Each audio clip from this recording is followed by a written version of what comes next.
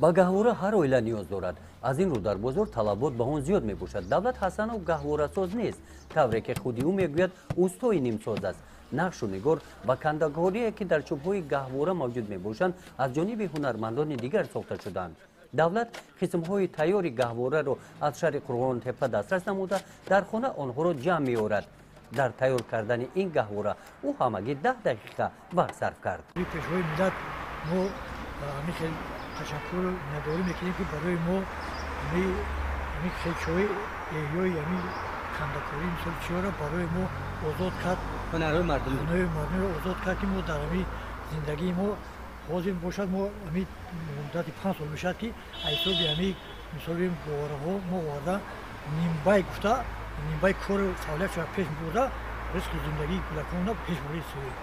барои мо як беҳбудӣ мешавад, барои мо як мисол бигирем заминаи нав мешавад ки мо боз ҳам фаъолияти мо пештар меравад, кор хуб мешавад, мисол бигирем ҳавасмандии мо бисёр мешавад.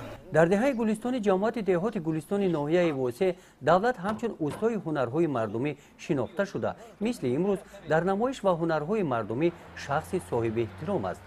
ин намоиши ҳунарҳои мардумӣ бахшида ба эълон шудани соли рушди сайёҳӣ ва ҳунарҳои мардумӣ дар тоҷикистон дар ҷамоати деҳоти гулистони ноҳияи восеъ назди озорхонаи ҳулбуг доир гардид.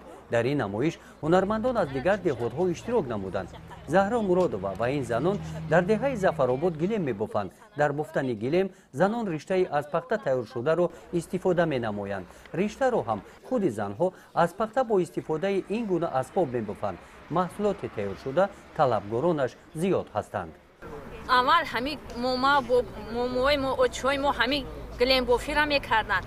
мо ина то ҳозира ҳами корра давом дода истодаем. ина кампиро мекунад, моро ёд доданд, мо пасмондаро ёд додасем. гилем мекунем, ина хирҷин мекунем, бо ҷувул мекунем, ҳамаи чиз ами истифода мебарем. То дар бозор ҳам мебароем, дар хона ҳам ҳастад. харидор бисёр айда талабгорш ҳастад. дар ҷамоати деҳоти гулистон сокинон ба ҳунарҳои мардумӣ ҷалб карда мешаванд. ин куртаҳои зебои гулдузиро занон дар хона духтанд. ба мисли онҳо дар дигар деҳаҳо ҳунарҳои гуногуни мардумӣ аз нав эҳё гашта мардумро ба ҳам наздиктар месозанд. ҳунарҳои мардумӣ дар ин ҷа мо дорем чӣ хел бигем дуконҳои хонагӣ, хона дар занои ҳунарманд дорем ки ҳам дузандагӣ, ҳам ороиши арӯсҳо, ҳам чеварӣ ва кулолгарӣ мекунанд. албатта ҳукумати ҷумҳурии Тоҷикистон як сабукӣ дод ки аз андоз озод шукад.